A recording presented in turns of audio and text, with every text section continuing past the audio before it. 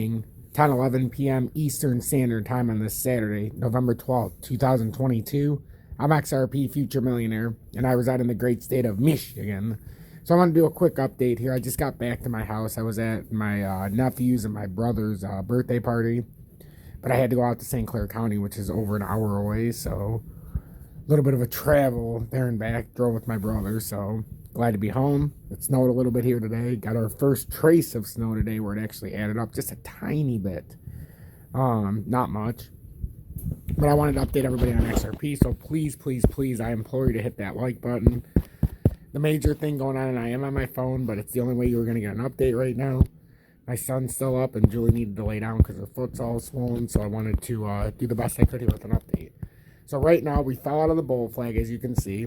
Broke back down, and we're on top of the extended bear flag. While over the last several hours, as you can see, we fall back within the bear flag, and now it's a very critical part of the pattern.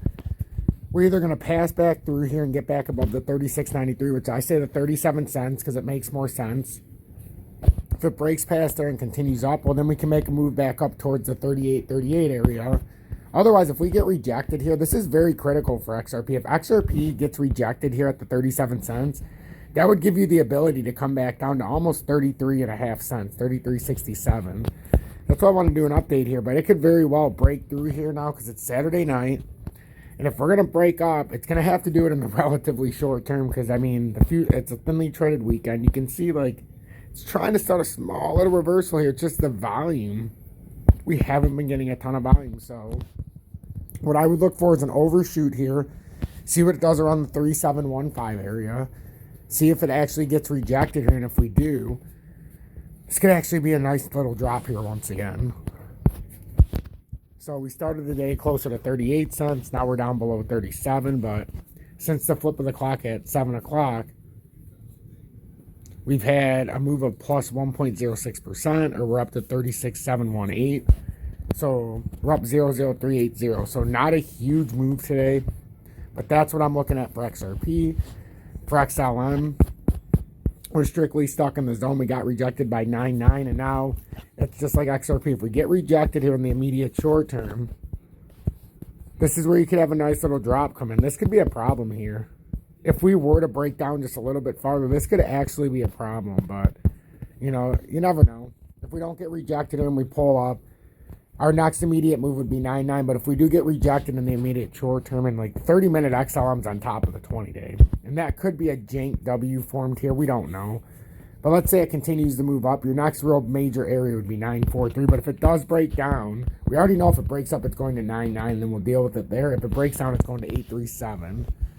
And then DGB real quick, because I really got to go do this.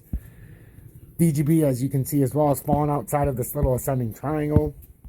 And now we're going to try to backtest the backside of it. Just like with XRP, it's a beautiful structure. If we fail at 0.0732, this would be a clear and decisive indicator that we are getting rejected. And it's not coming down to 0.026 next, but the next rejection should bring us down to about 0.0603. And you can see even if it comes up to 7.45, it can still get rejected there and have the same outcome. So that's what I'm looking at. Make sure to hit that motherfucking like button. I do the best I can to come here the most I can, even when I'm busy. But I feel like this little update here hopefully will help you. And then just to get a quick look at Bitcoin. Yeah, Bitcoin's still trying to hold this downtrending support. And as long as we're over 16,450 approximately, it still has a chance to stay up.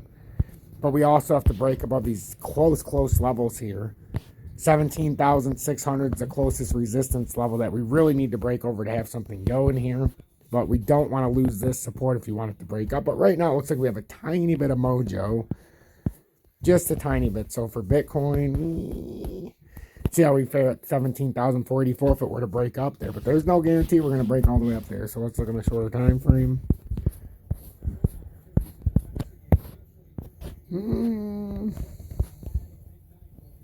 It's a big wick there.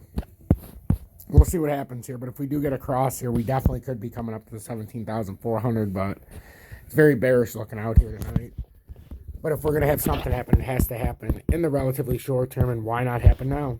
So that would be a nice rejection point, but if it gets rejected here, just watch the 16,497 level. If it breaks that, that's when some serious moves to the downside can really occur.